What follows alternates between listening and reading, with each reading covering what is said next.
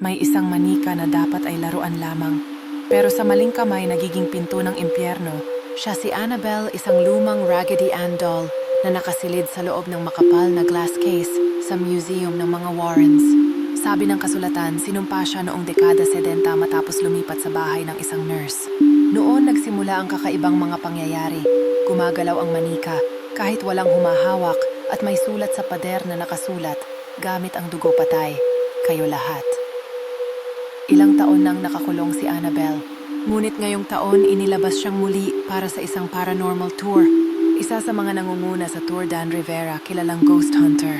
Noong gabi ng Hulyo 13, 2025, dinala niya si Annabelle sa isang lumang hotel sa Gettysburg. Kasama ang manika sa isang baul, ipinakita niya ito sa mga bisitang sabik makakita ng kasamaan. Ngunit hindi alam ni Dan, may kapalit ang pagbukas ng kulungan nito. Pagsapit ng hating gabi nagsimulang bumuhos ang ulan. Tahimik ang lumang hotel. Pero sa ikatlong palapag, kung saan nakalagay si Annabelle, may malamig na hangin na parang galing sa loob ng baul. Sa hallway may naririnig na mahinang hagik-hik parang tawa ng isang bata. Si Dan live sa social media, hawak ang manika at nakangiti. Hindi siya nakakatakot. Hanggang maramdaman mong may nakatingin sa'yo. Ilang minuto matapos patayin ang kamera, bigla siyang nawala. Kinabukasan, natagpuan siya ng staff na nakahandusay sa sahig ng kanyang kwarto. Sa tabi niya nakaupo si Annabelle. Wala siyang galos, walang dugo. Pero ang kanyang mukha, nakadilat ang mga mata at nakabuka ang bibig na parang humihiyaw sa takot bago bawian ng buhay.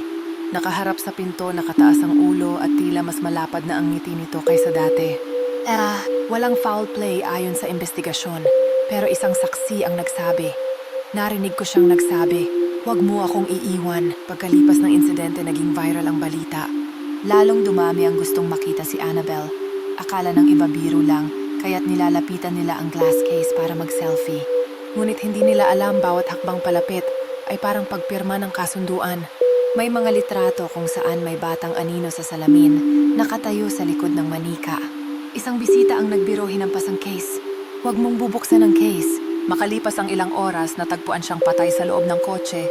Duguan ang mga mata at nakaukit ang salita sa braso, "Akin ka na." Ngayon muli na namang inuulit ng mga eksperto ang babala ng Warrens. Huwag mo siyang hawakan at huwag mong tatawagin ang pangalan niya. Ngunit sa bawat pagdududa ng tao, lumalalim ang ngiti ni Annabelle. At kung maririnig mo ang bulong sa dilim, "Laro tayo," malas mo na dahil iyon ang hudyat na ikaw na ang susunod.